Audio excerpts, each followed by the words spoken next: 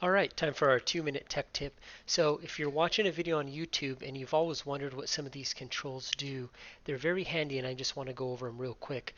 The CC will add subtitles. Even if the creator has not put up subtitles, it will try to auto-generate them based on their voice. Over here, you can set the quality of the video. So if the quality is automatically playing at a lower level, especially for some of these tech instruction videos, you probably want to manually try and set it to a higher level so you can see everything clearly in the video. You have another option to set the subtitles here.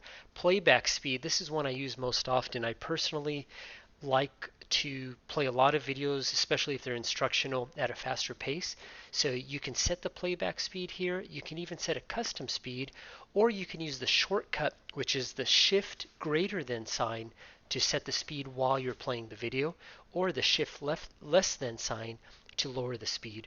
Um, you can also turn off autoplay here. What autoplay does is it'll automatically play the up next video up here in the top right corner if you have that on.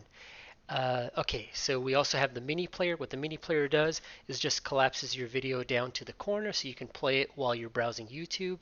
And if you want to bring it back up, you just click right there and it'll expand it back up. Theater mode will just kind of widen the screen for you and put more of a focus on the video rather than on the sidebar.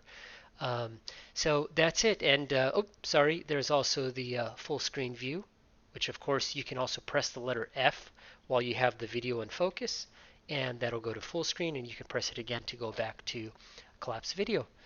That's it for our two-minute tech tip. Hope you enjoyed it. Take care.